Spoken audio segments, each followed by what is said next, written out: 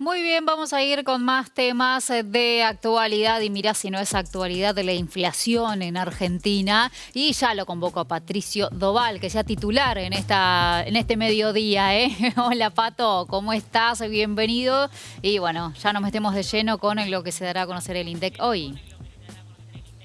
Hola Dai, ¿cómo va? Buen mediodía para todos. Atentos estamos, como siempre, a el dato que se conozca a partir de las 4 de la tarde, el dato del índice de precios al consumidor correspondiente al mes de abril.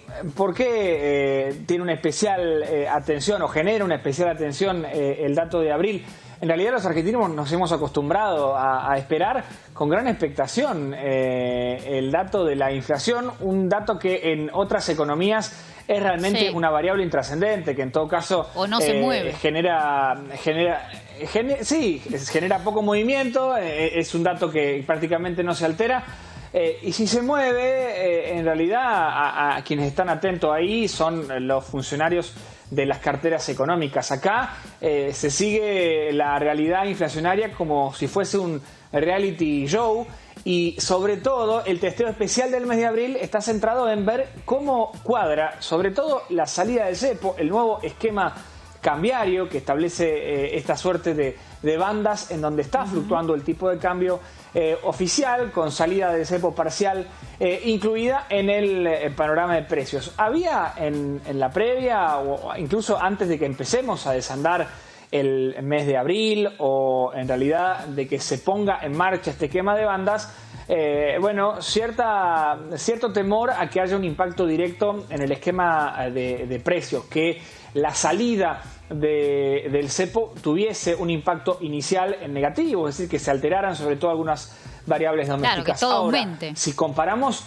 los datos que ya han relevado las consultoras privadas y que siempre se anticipan al dato del IPC del INDEC en el mes de abril, y lo comparamos con marzo, realmente vemos que el impacto es bastante relativo, por no decir que es un impacto la verdad que muy leve, y en ese aspecto evidentemente es un poroto que se gana la administración de Javier Milei. Vamos a hacer un repaso de los datos previos, como habitualmente los acostumbramos a los televidentes de RTS Noticias en el mediodía previo a conocerse el dato oficial del INDEC. Tenemos ahí como referencia el IPC de marzo, el dato oficial del INDEC del tercer mes del año, que marcó un salto. Nosotros en su momento lo analizamos, 3,7%.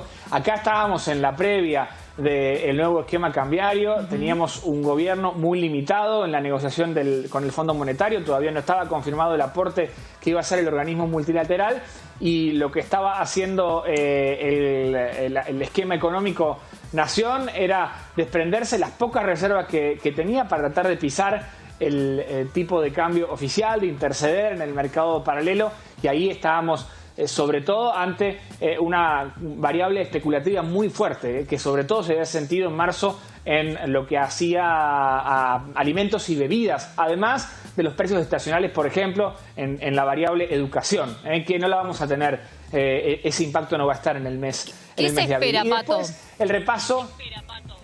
El repaso de algunas consultoras privadas de la ciudad de Buenos Aires. Lo que se espera es una atenuación. Realmente la expectativa de Nación está en torno al 3%, quizás un poquito arriba de ese número. Yo creo que si el dato de la inflación lleva un 2 adelante, los funcionarios de INDEC y del Gobierno Nacional van a salir a descorchar, más aún en tiempos de campaña. Sabemos que estamos en la recta final, previo a las elecciones en Capital Federal, y todo dato nacional se polariza en torno a la política vinculada a la ciudad de Buenos Aires. En la ciudad de Buenos Aires, que precisamente es su organismo de estadístico, se anticipa el dato oficial de Nación, midió 2,3%, había anticipado en marzo el alza que después se rubricó a nivel nacional, y por eso los funcionarios nacionales se aferran a este dato de Cava, de Ciudad de Buenos Aires, para, si se quiere, ir ratificando lo que hoy se podría llegar a dar a conocer.